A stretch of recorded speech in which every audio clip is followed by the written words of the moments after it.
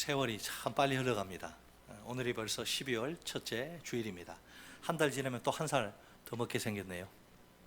해마다 이맘때쯤이면 누구나 자기 자신을 돌아보게 됩니다.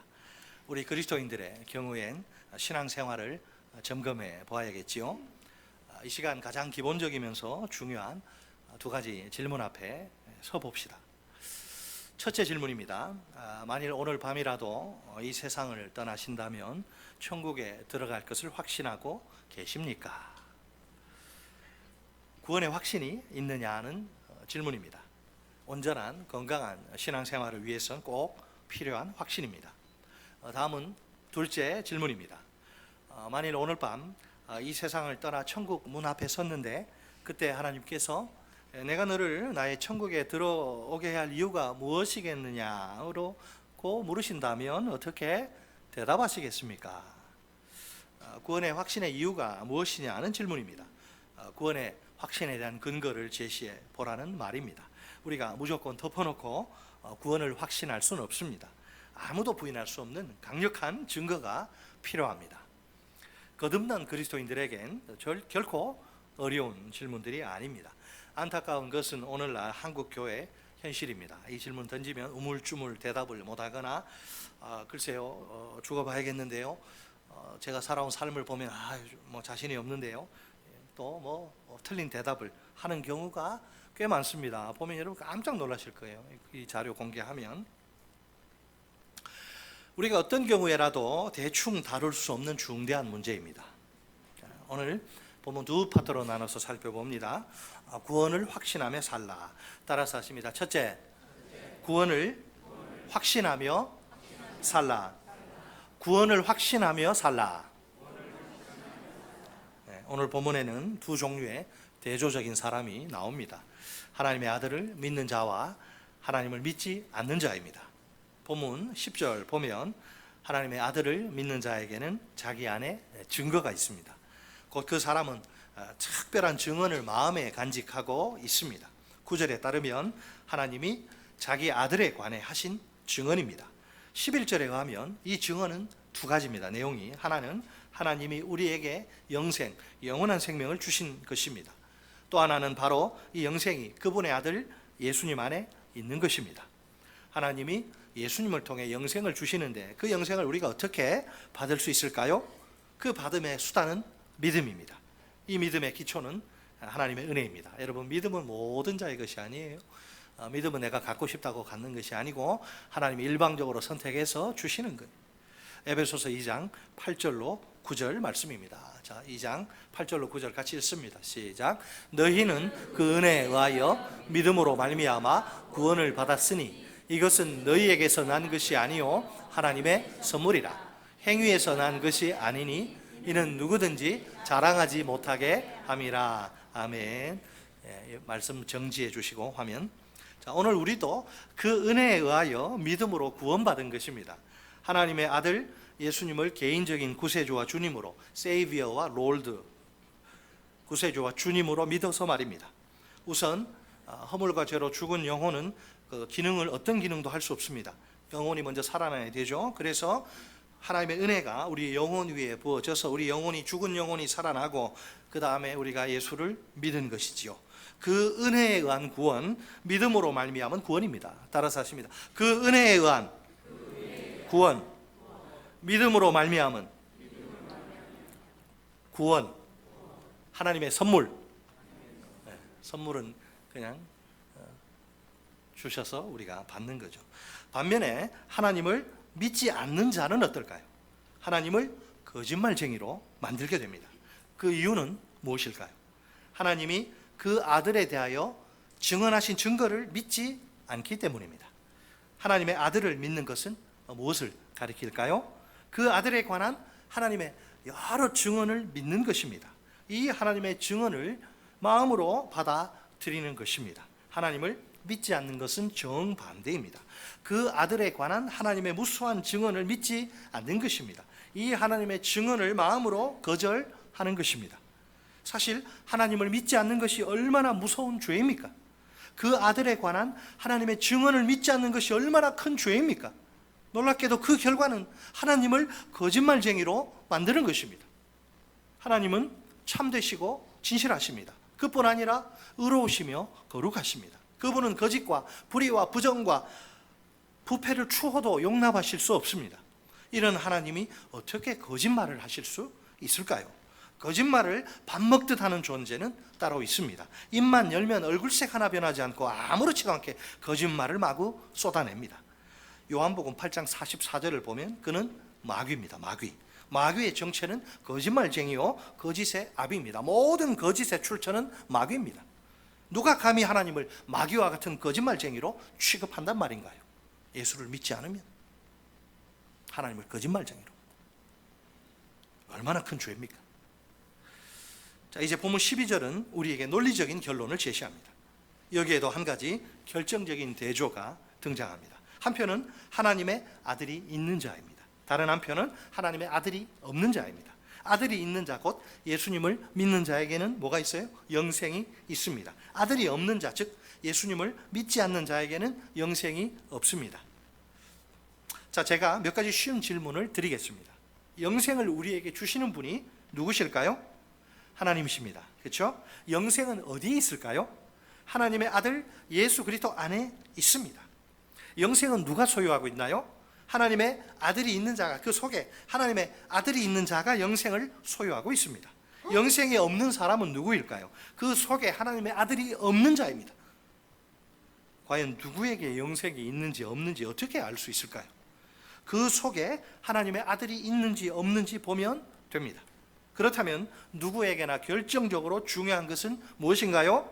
하나님의 아들을 믿는 것입니다. 아멘이십니까? 하나님의 아들을 믿지 않고도 직분 받을 수 있고 그 속에 영생이 없는데도 가짜인데도 진짜인 것처럼 교회 봉사할 수 있습니다. 10길 물속은 알아도 한 길 사람 속은 몰라요. 자, 사도 요한이 요한 1서를 왜 기록했느냐? 본문 13절 말씀 우리 같이 읽습니다. 13절 말씀 시작. 내가 하나님의 아들의 이름을 믿는 너희에게 이것을 쓰는 것은 너희로 하여금 너희에게 영생이 있음을 알게 하려 함이라. 아멘. 자, 요한은 하나님의 아들의 이름을 믿는 너희, 우리에게 이 편지를 씁니다. 그 목적은 우리에게 영생이 있다는 진리를 알게 하기 위해서입니다. 신앙생활 하는데 자기 속에 예수가 있는지 영생이 있는지 모르는 사람이 많아서 요한이 답답해서 쓴다 그 말이에요. 요한의 시대 때만 그럴까? 오늘 우리 시대는 안 그럴까요? 나는 예수님을 믿는 내 안에 영생이 있다는 사실을 확실히 믿습니까? 영생의 말로 하나님이 내게 허락하신 최고의 선물이 맞습니까?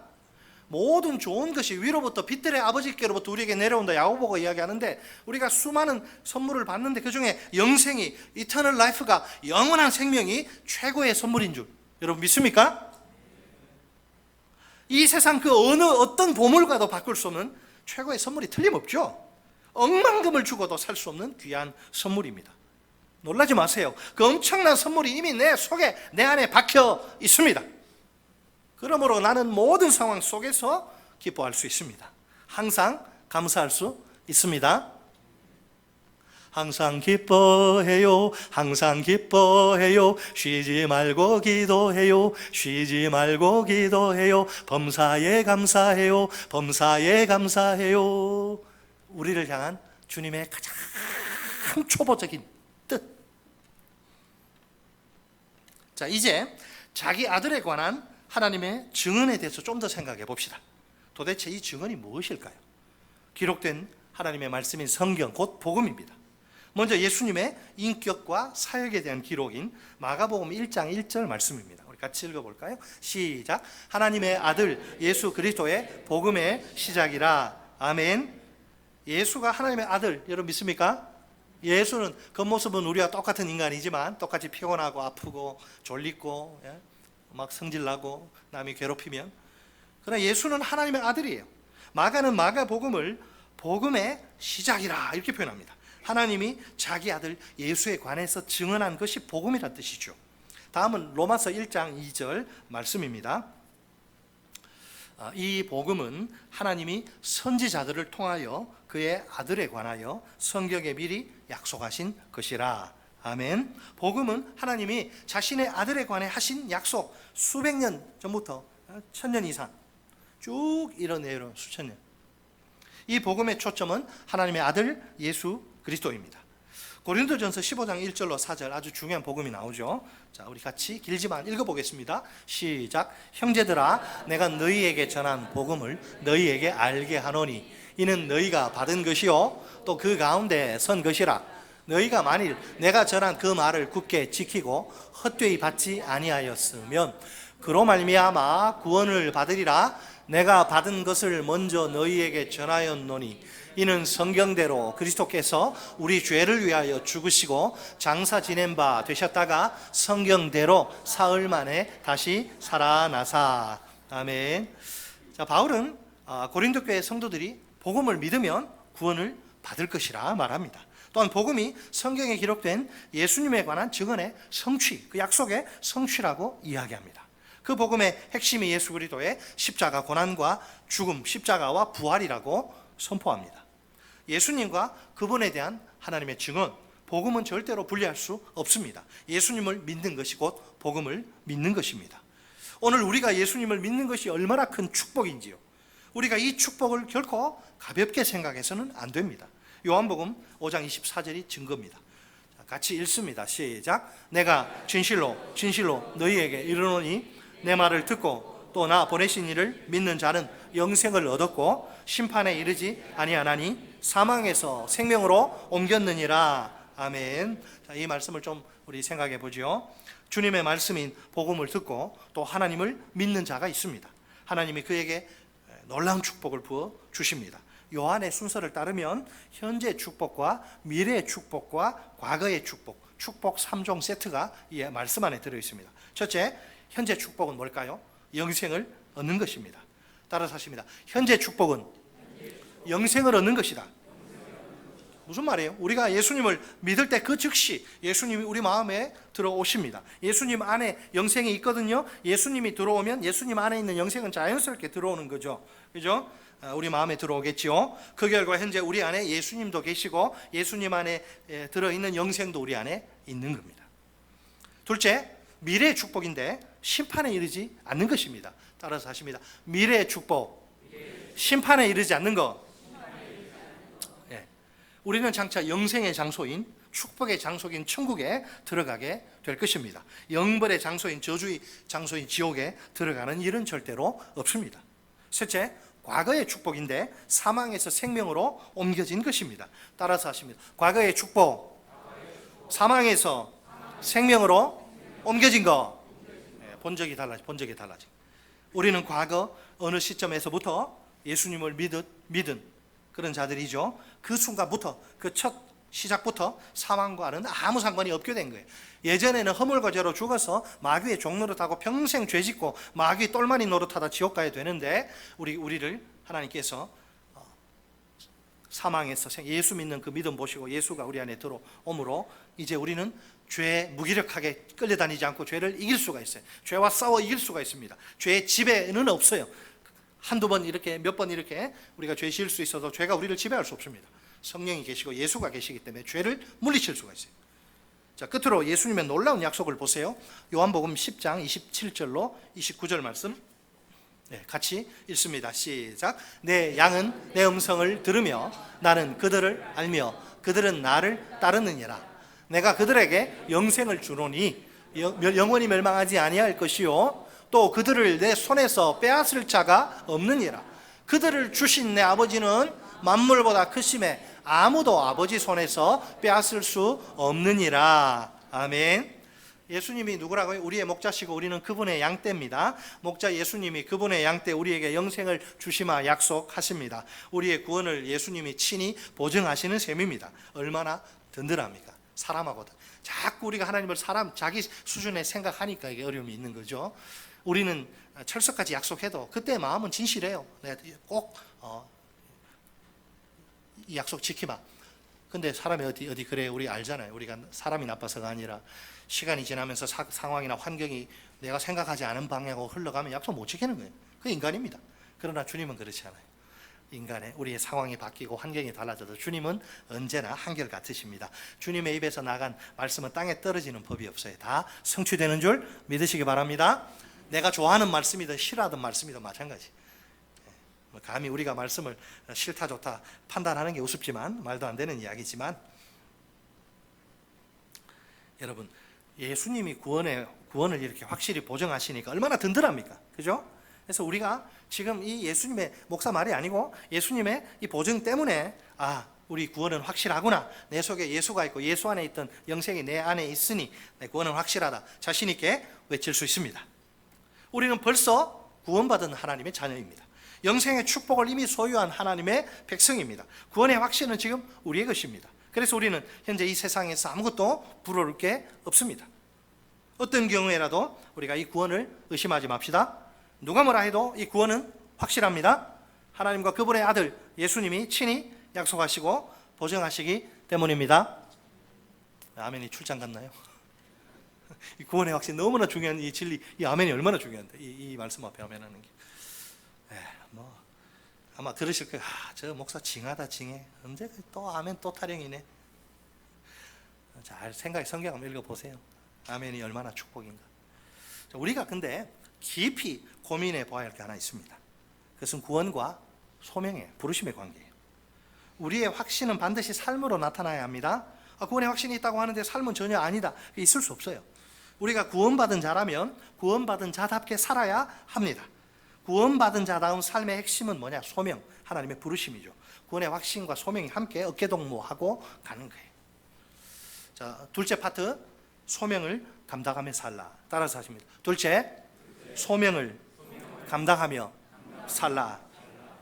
누구든지 구원을 지나치게 개인적인 차원에서만 막 축소해서, 일본 사람들이 축소를 잘합니다. 뭐든 조그맣게 조그맣게 만드는데, 구원을 지나치게 개인적 차원에서만 생각하면 곤란합니다. 보통 우리가 구원을 이야기할 때 강조점은 무엇인가요? 나 같은 부족한 연약한 죄인을 은혜로 구원해 주신 하나님이십니까? 아니면 구원의 은혜를 받은 나 자신입니까? 많은 경우 보면 안타깝게도 강조점이 하나님이 아니라 자기 자신이에요. 내가 예수님을 구세주와 주님으로 믿어 죄사함과 구원과 영생을 선물로 받았으니 이보다 더 좋은 것이 어디 있을까?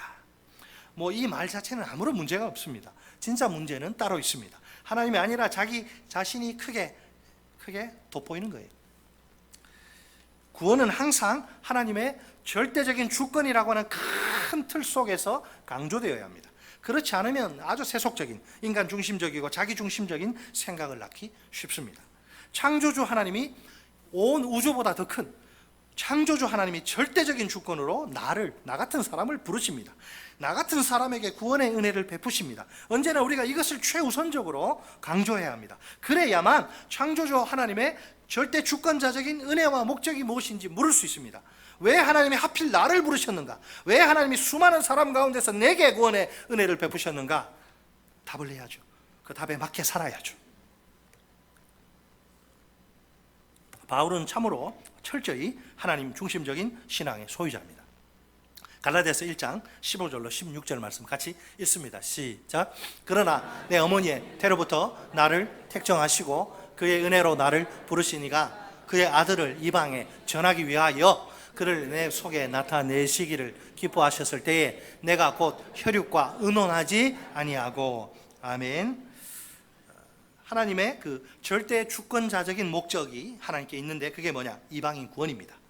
그 목적을 이루시려고 바울을 일꾼으로 딱 준비시켜요.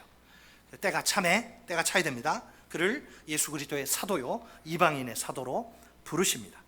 하나님께는 바울의 구원이 아니고 이방인의 구원이 우선이에요. 바울은 다만 그 일에 수종들은 하나님의 도구에 불과할 따름입니다. 바울에게 자랑할 게 아무것도 없어요. 자기가, 우리도 마찬가지예요. 구원받지 못하는 사람보다 내 속에 괜찮은 게 있어서 더 나아 보여서 천만에 그런 거 아니에요. 다 똑같은 죄인인데 50보 100보 다 똑같은데. 바울에게 우리에게 자랑할 게 없는데 바울은 이방인 덕분에 구원받는 거예요. 이방인의 구원과 바울의 구원은 붙어 있습니다. 이렇게 해서 바울이 뭘 깨닫느냐? 이방인들에 내가 구원의 빚을 졌구나. 내가 저 이방인들 때문에. 바울에게 있어서 이것은 숙명입니다. 여러분, 숙명이 뭔지 아시나요? 숙명은요, 그 헬라 문학에 많이 나오는데 여기서 이제 빌어 쓴 거죠. 바울이 숙명은요 반드시 성취됩니다. 그 숙명을 성취하는 존재로 내가 부름받잖아요. 그럼 내가 충성하면 이 숙명이 성취되고, 내가 불순종하죠? 나 아니라도 여기 성취되는데 쓰임 받을 사람 많습니다. 나는 아웃되고 사람 가는 거죠. 숙명이 그래요. 이건 어차피 이루어져요. 바울이 순종하든 하지 않든. 근데 하나님의 뜻은 바울 네가 좀 했으면 좋겠다. 자, 증거가 고린도전서 9장 16절에 나옵니다. 자, 우리 같이 고린도전서 9장 16절 같이 읽습니다. 시작. 내가 복음을 전할지라도 자랑할 것이 없으면 내가 부득불 할 일임이라. 만일 복음을 전하지 아니하면 내게 화가 있을 것이로다. 예, 화면 잠깐 멈추시고요. 여기서 부득불 할 일, 번역이 좀 그런데 숙명이게 헬라 원문의 정확한 뜻은 숙명이 내 머리 위에, 숙명이 지금 내 요 위에 이렇게 딱 놓여 있다. 복음을 선포하는 사도의 직책, 바울이 좋아 보여서 멋져 보여서 선택한 거 아닙니다. 하나님이 그에게 지어주신 숙명이라. 숙명. 만약 바울이 이 숙명을 따르지 않으면 어떻게 될까요? 그에게 뭐가 있다? 화가 있을 것이다. 이 화는 단지 몇 대 두드려 맞는 그런 게, 그러니까 감옥에 가서 고생하는 그 정도 아니에요. 단지 좀 불행한 일 당하는 정도가 아니고 하나님으로부터 재앙을 받아서 파멸에 이른다는 의미입니다. 인생 끝난다는 거예요. 바울이 이방인들에게 복음을 전파하지 않는 경우죠. 하나님의 숙명을 거역하는 겁니다. 그런 경우라면 그는 구원받지 못합니다. 반대의 경우도 생각해 볼 수 있겠죠. 그가 이방인의 사도로서의 사명을, 내가 이 사명을 위해서 태어났구나, 그래서 이 사명을 충실히 잘 감당하는 경우에요. 그처럼 최선을 다해 이방인들에게 복음을 전파하면 그 중에 믿는 이방인들과 함께 자기도 구원받습니다. 과연 이방인들을 향한 이 빚진 자의 심정이 어떤 결과를 초래하는지 볼게요. 로마서 1장 15절 말씀입니다. 같이 시작. 그러므로 나는 할 수 있는 대로 로마에 있는 너희에게도 복음 전하기를 원하노라. 아멘. 사실은 이게 재밌는 게, 이 로마서가 그리스도인들, 비신자들에게 준 게 아닙니다. 신자들에게 복음 전하기를 원한대요. 로마에 있는 너희 믿는 사람들, 로마의 이방 그리스도인. 그러니까 복음은 내 복음 다 알아, 시시해, 생명의 삶 그거 다 아는 내용이야. 그건 교만한 겁니다. 교만한 거. 복음은요 계속 들어야 돼, 계속. 그래서 바울이 로마의 이방 그리스도인들을 만나보려고 바울이 얼마나 몸부림칩니까? 이 모든 행동의 이유는 바로 사실은 빚진 자의 심정 때문에, 빚진 자의 심정이 바울의 영혼 속에 살아서 꿈틀댑니다. 이방 그리스도인들에게 이 복음을 전하려는 그런 간절한 소원을 불러일으킵니다.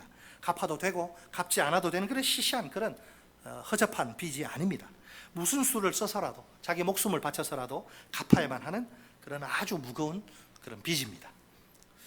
세계적으로 유명한, 제가 지난번에 말씀드렸는데 너무너무 중요한, 세계적으로 유명한 변증가인 오스 기니스, 이 소명이라는 책이 베스트셀러인데 전 세계적으로 한번 읽어보시면 좋을 것 같아요. 읽어본 우리 청년들도 있을 텐데, 소명이라는 저서에서 소명을 어떻게 정의하느냐 하면, 저는 다른 책, 많은 책 중에 소명을 이렇게 탁월하게 정의한 사람은 보질 못했습니다. 소명은 인생의 목적을 발견하고 성취하는 길이다. 내가 왜 살아야 되죠? 내가 왜 이런 직업을 가지고 내가 왜 이런 일을 해야 되죠? 하나님이 뭘 원하시나요? 인생의 목적을 발견하고 성취하는 길이 하나님의 부르심에 있다. 그래서 이게 직업 소명으로 연결되는데, 소명이란 하나님이 우리를 그분께로 부르셨기에 우리의 존재 전체, 우리의 행위 전체, 우리의 소유 전체가 특별한 헌신과 역동성으로 그분의 소원에 응답하여 그분을 섬기는 데 투자된다는 진리이다. 우리 존재 전체, 우리 행위 전체, 우리 소유 전체, 내 전인격 전체를 하나님이 나를 불러주셨으니 하나님의 뜻을 이루고 하나님을 섬기고 하나님의 소원을 풀어드리는 일에 내 인생이 투자되어야 한다. 그것이 하나님의 소명의 의미라는 거죠. 예수 믿었으니 구원은 따놓은 당상이다, 내 마음대로 막 살아도 천만에 그건 안 돼요. 그건 뭔가 구원을 잘 모르는 거죠. 자, 오늘 이 자리에 모인 우리의 소명은 무엇일까요? 하나님의 거대한 절대 주권자적인 계획 중의 일부분을 감당하라는 것입니다. 그러면 하나님의 절대 주권자적인 계획이란 무엇일까요? 온 영혼 구원입니다. 온 세상에 복음이 널리 전파되는 것입니다. 예수님이 좀 빨리 오셨으면 좋겠는데, 이 고통과 괴로움 많은 이 세상 빨리 오셨으면 좋겠는데 왜 안 오십니까? 이방인의 구원받을 수가 정해져 있는데 수가 차지 않았기 때문에, 그래서 우리 보고 가서 복음 전하고 제자 만들고 하라는 이유가, 그 구원받은 남은 그 숫자가 채워지면 이 세상 끝나고 새하늘과 새 땅, 완벽한 세상이 열리고 영원한 생명이 우리에게 누려지는데, 그것을 위해서 그것이 하나님의 큰 구원의 인류를 향한 구원, 그 큰 그림이에요. 그 마스터 플랜. 그 안에 너희가 감당할 몫이 있다는 거예요. 복음 증거죠. 복음 증거. 하나님의 선택된 모든 백성이 다 그분께로 돌아와서 온 세상을 위한 하나님의 위대한 구원의 계획이죠. 다른 말로 하면 하나님 나라의 완성입니다. 자, 좀 더 알기 쉽게 비유를 써서 설명해 볼까요? 하나님께 하나의 커다란 지도가, 세계 전도 커다란 지도가 있는데 그 지도의 이름이 뭐냐? 하나님의 절대 주권자적인 계획입니다. 곧 하나님의 구원 계획입니다. 그 지도에는 수많은 나라들이 그려져 있죠. 이 각각의 나라가 우리가 이 세상에서 감당해야 할 소명입니다. 100피스, 500피스, 1000피스, 여러분 이게 있잖아요. 이거 그 뭐라 그래? 퍼즐로 생각해 보세요. 큰 그 모자이크 그림과 그 그림을 구성하는 하나하나의 조각인 셈이죠. 우리 아들하고 막 그 1000피스 딱 해가지고 그 맞춰 얼마나 고생해요. 막 잘 맞춰야 돼. 딱 맞추고 완성품 그림이 나왔을 때 그 기쁨과 환희는 해본 사람만 알죠. 할 때는 막 힘든데 딱 그 그림 완성하면, 그게 여러분 하나님의 계획이에요. 인류를 향한. 우리 모두의 소명은 다르죠. 삶의 자리도 다르고 각자가 어쨌든 내 속에 예수가 있다고 하면, 내가 하나님 부르심 받았다고 하면 하나님께로부터 고유한 소명은, 내가 감당해야 할 소명이 있습니다. 바울은 이방인의 사도로서의 소명에 충실한 삶을 살지 않습니까? 바울처럼 내게도 뭐 그렇게 큰 건 아닐지 몰라도 하나님의 내가 감당해야 할 고유의 소명이 있습니다. 그런데 이 소명은 자기 자신만을 위한 것이 결코 아닙니다. 나 혼자 잘 먹고 잘 사는 그거 아니에요.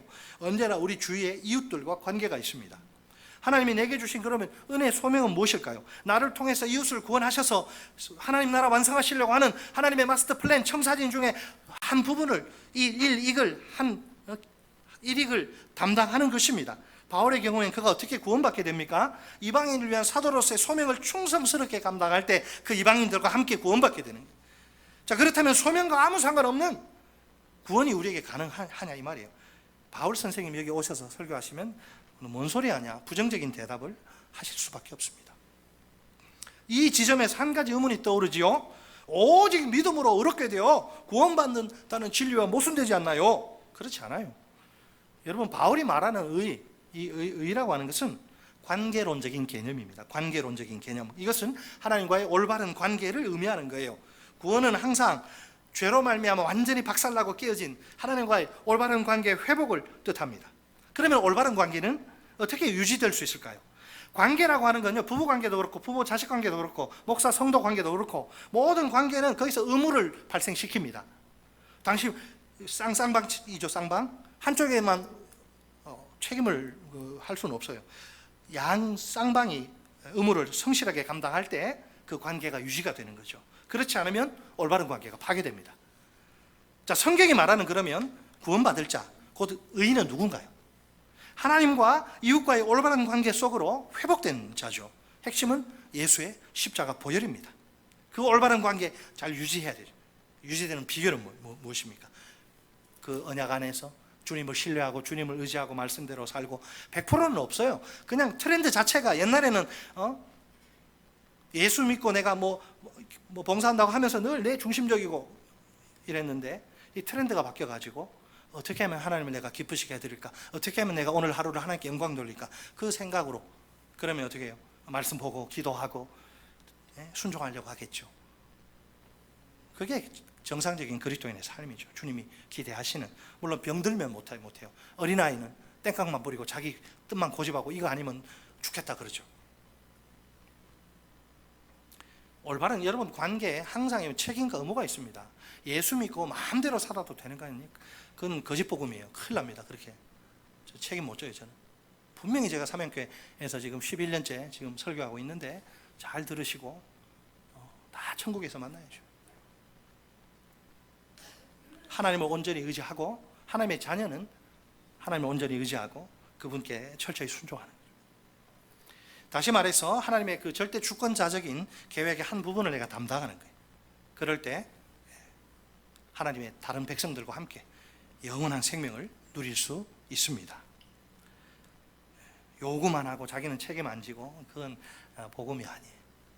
성경에 보세요. 어디 그런 인간의 책임과 하나님의 은혜, 하나님의 주권과 인간의 책임이 같이 가요. 이거 우리 머리는 이해가 안 돼요. 우리는 저 차원 3차원밖에 안 되잖아요. 그 차원의 하나님은 이 성경에 나오는 수많은 모순과 긴장이 갈등이 없어요. 신학자들이 억지로 맞추려고 하는 그거 할 필요 없어요. 하나님은 이 성경 안에 갇혀 계시지 않아요. 이 성경 요 정도만 우리가 하나님을 알지, 이건 안다고 하나님을 다 100% 아느냐? 천만에. 그건 어떤 신학도 그렇게 할 수 없습니다. 신학이 교리가 우상이 되면 안 돼요. 성경 위에 가면 안 됩니다. 우리에게 이웃을 향한 빚진 자의 심정이 필요합니다. 내가 이 세상을 사는 동안 얼마나 비신자들 많이 만납니까? 그들에게 내가 복음을 증거해야 합니다. 그렇게 하라고 하나님이 나를 먼저 은혜로 부르신 것입니다. 하나님의 구원은 틀림없이 소명의 형태로 나타나는 거죠. 다시 한번 강조합니다. 소명과 관계없는 구원은 존재하지 않습니다. 어느 날 하나님이 바울에게 찾아오십니다. 그에게 분명한 소명을 주시죠. 바울이 보니까 마음에 안 들어. 그거 했다가는 아주 직사게 고생만 할 것 같아요. 나 안 합니다. 다른 사람 알아보세요. 소명을 성취하는 일에 실패하죠. 그러면 하나님과의 올바른 관계에서 이탈하는 겁니다.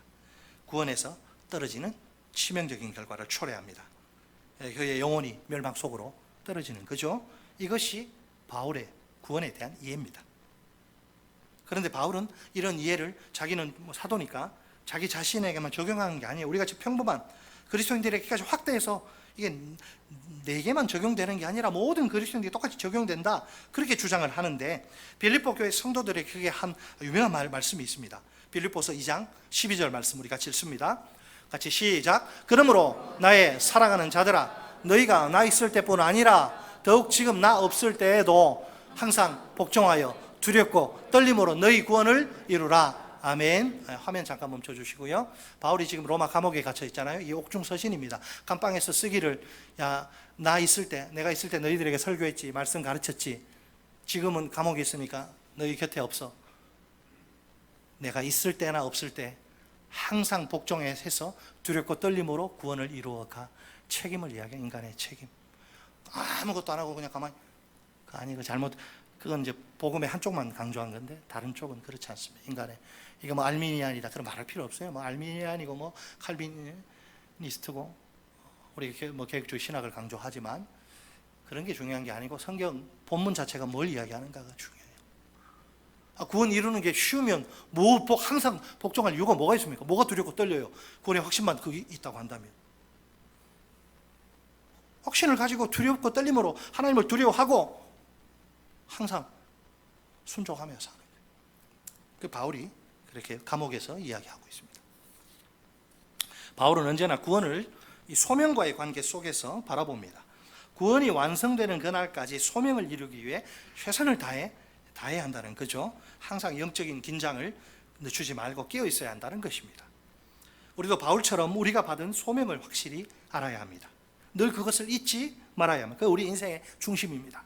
우리의 모든 삶이 소명과 밀접하게 연결되어 있어야 합니다. 공부를 하고 직장 다니고 사업은, 그 목적은 이겁니다. 소명을 이루는 거기서 하나님의 나라를 이루는 거예요. 매일의 생활이 우리의 소명을 이루는 과정이 되어야 합니다. 우리 상공부 중에 그래서 1태 3도 있는 이유가 여기 있어요. 자, 오늘 우리의 소명은 무엇일까요? 우리가 이 세상에서 만나는 불신자들을, 이웃을 복음으로 섬기는 것입니다. 그들에게 어찌하든지 복음을 전하는 것입니다. 그들을 하나님 앞으로 인도하는 것입니다. 우리의 복음 증거를 통해서 불신 이웃들이 하나님을 알게 될 것입니다. 하나님을 믿고 섬기는 자리로까지 나오게 될 것입니다. 무엇보다 우리에게 빚진 자의 심정이 절실히 필요합니다. 하나님이 많은 사람들 가운데 왜 나를 부르신 것일까요? 나보다 괜찮고 더 착하고 더 도덕적이고 더 윤리적이고 더 똑똑한 사람들, 아주 샤프한 사람들 많은데 왜 나는 아무리 생각해도 나는 한참 저 사람보다는 나는 뒤떨어지는 그런 인간인데 왜 하필 나보다 더 좋은 사람, 더 뛰어난 사람, 나 같은 인간 부르셨을까요? 단지 내가 예수님 믿고 구원받게 하시기 위해서가 아닙니다. 나를 통해서 하나님의 절대 주권자적인 계획을 이루시기 위해서입니다. 그 계획이란 하나님 나라의 완성입니다. 우리가 복음을 전해야 예수 믿는 사람이 일어나고 예수 믿는 사람이 채워져야 주님이 다시 오셔요. 우리 모두에게 각자 반드시 일평생 감당해야 할 고유의 몫이 있습니다. 그 모자이크, 그 퍼즐 조각, 바울은 덩어리가 크겠죠. 어떤 사람은 한 조각, 두 조각, 세 조각, 그건 몰라요. 우리가 그 조각이 있다는 거 기억해야 됩니다. 나중에 주님이 물으실 거예요. 우리 모두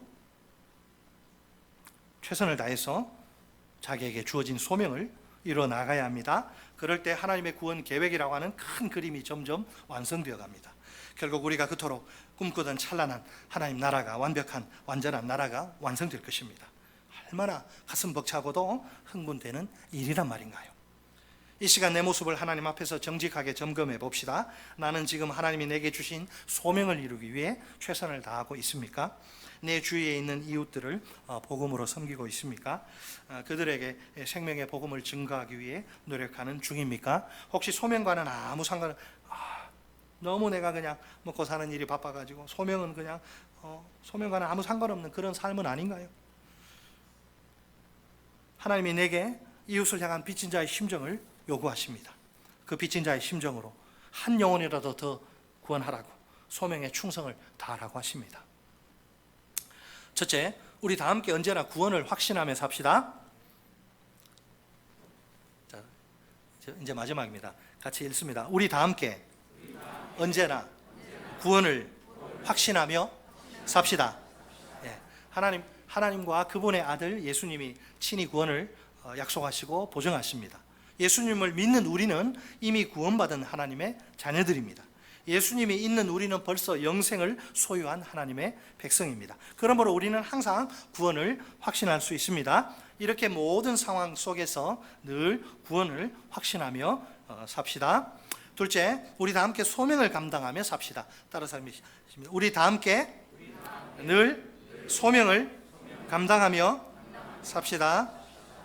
우리는 벌써 소명을 받은 하나님의 사람들입니다. 하나님이 이미 우리를 은혜로 부르신 겁니다. 하나님의 절대 주권자적인 계획 가운데 일부를 담당하라고 말입니다. 우리가 하나님이 주신 소명을, 우리 교회가 한마음 한뜻으로 하나님이 주신 소명 감당하며 영혼 구원, 하나님의 소원, 교회 존재 목적 이루어드리는 일 감당하며 삽시다. 바로 지금 하나님이 우리 모두를 불쌍히 여겨주시기를 기도합니다. 우리에게 불신 영혼들 향한 빚진 자의 심정을 충만히 부어주시기를 소망합니다. 그 빚진 자의 심정으로 복음을 전하는 일에 최선을 다하길 소원합니다. 우리 삼양교회 안에 이 민족과 전 세계와 열방 가운데 구원받는 성도의 수가 날마다 더해지는 성령의 역사가 불같이 일어나기를 바랍니다.